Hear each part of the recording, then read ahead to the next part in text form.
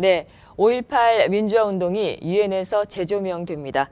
5.18 민주화운동 37주년을 기념하는 학술대회가 내일 오전 10시부터 유엔 본부에서 개최되기 때문입니다. 유엔 본부에서 5.18 기념행사가 치러지는 것은 이번이 처음입니다. 네, 오늘 포커스는 한국에서 오신 이번 행사의 주관처입니다. 5.18 기념재단의 김양래 상임이사님 모시고 진행하도록 하겠습니다. 안녕하십니까? 네, 안녕하세요. 네네. 반갑습니다. 아유, 먼 길 오셨습니다. 네, 감사합니다. 네네. 초대해 주셔서. 네네. 이번 방문은 아까 앞서 말씀드린 대로 5.18 민주화운동 기념 학술 대회 때문에 오신 것이지요? 네, 그렇습니다. 네네. 행사를 좀 소개를 간단히 좀 해주실 수 있을까요? 네, 이번 행사는 5.18 관련된 기록물을 가지고 광주 다이어리라고 하는 이제 책을 썼어요. 그 책은 1985년에 최초로 만들어졌는데 죽음을 넘어 시대의 어둠을 넘어라고 한국에서는 그렇게 이야기를 하고요. 이제 그걸 영문으로 번역을 하면서 이제 브루스 커밍스 교수라든가 팀 샤롯 기자라든가 이런 분들이 이제 거기에 합세를 해가지고 그 내용을 좀 더 탄탄하게 공부하는 학생들이나 연구자들까지 볼 수 있는 그런 책을 만들었죠. 그 책이 1999년에 UCLA 대학에서 출간이 됐는데 네네. 2007년에 절판이 됐어요. 그래서 이제 지난해에 저희가 다시 저작권을 가져와 가지고 올해 이제 나머지 좀 부족한 것들을 보완해 가지고 재출간을 하면서 그걸 기념해서 이제 유엔에서 이 행사를 하게 됐습니다. 네네, 그렇군요. 이런 행사가 유엔에서 개최가 된다는 것은 굉장한 좀 의미를 둘 수 있을 것 같습니다. 물론입니다. 예. 네네, 어떤 의미를 주실 수 있으실까요? 네, 유엔이라고 하는 장소가 우리 이제 전 세계인의 민주주의, 인권, 평화의 일종의 상징 아닙니까? 그런데 이제 그 사이에 5.18 민주화 운동이라고 하는 것이 아시아에서는 인권 전문가 활동가들에게 폭넓게 좀 알려져 있습니다. 그런데 그걸 세계화로 하는 부분에 있어서 이제 그 계기를 따로 마련하지를 못했거든요. 근데 이번에 유엔 본부에서 이런 행사를 한다고 하는 것이 이런 광주 정신, 광주의 가치를 세계인들과 공유할 수 있는 좋은 기회다. 그렇게 생각을 하고 있습니다. 네네, 그렇군요. 유엔에서의 행사 진행 과정이 쉽지만은 않았을 거라는 네. 그런 생각이 좀 듭니다. 어떠셨나요? 예, 맞습니다. 사실 이걸 지난해부터 준비를 해가지고 어떻게든 간에 유엔에서 행사를 해보려고 했는데 이제 지난번 박근혜 정부 하에서 외교부, 보훈처, 행자부 이런 세 부처가 서로 떠넘기기를 하는 통에 지난 4월 20일 때까지 확정이 안 됐어요. 그러다가 이제 이번에 사실 저희는 37주년 기념식을 하고 싶었어요. 기념식 겸 학술대회를 하고 싶었는데 네네. 그게 좀 쉽지가 않았습니다.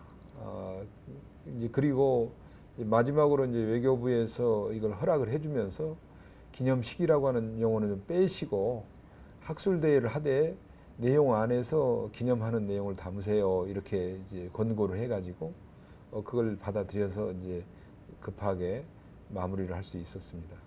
네네. 그래도 뭐 행사 안에 기념 행사가 이제 들어가는 거죠? 이제 뭐 기념식 간단하게 개념에. 의뢰하고 이제 한국에서 이 영상을 10분, 11분 정도 되는 영상을 가져왔습니다. 5.18을 소개하는 영상과 이번에 문재인 대통령이 참석한 그 행사 중에 5.18에 대해서 특히 강조하고 있는 그런 내용들 몇 대목을 담아가지고 가져와서 유엔에서 그걸 상영을 할 겁니다. 네네. 네. 예. 나름대로 이제 그 의미를 좀 기념식이라고 하는 의미 또 그리고 5월 18일부터 시작해서 27일까지 열흘간의 항쟁이거든요. 시민 항쟁이. 열흘간의 항쟁이니까 지금 추모 기간입니다. 마침. 네네.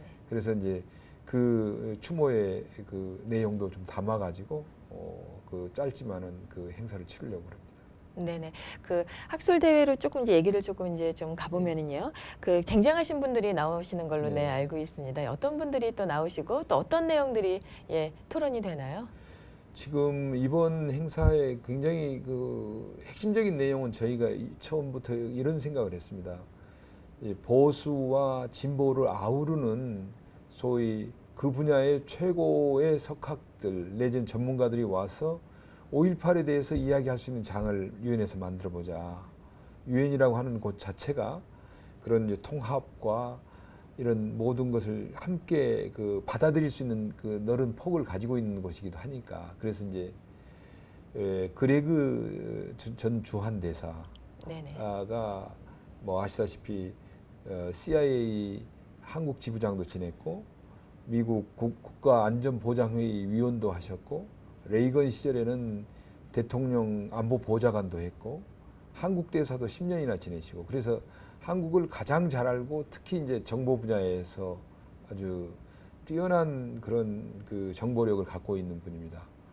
그 그레그 대사와 다른 편에서는 이제 브루스 커밍스 교수라고 시카고 네네. 대학 교수인데 그분은 이제 특히 동아시아 쪽의 연구에 있어서는 지금 이제 현존하는 최고의 그 석학이죠.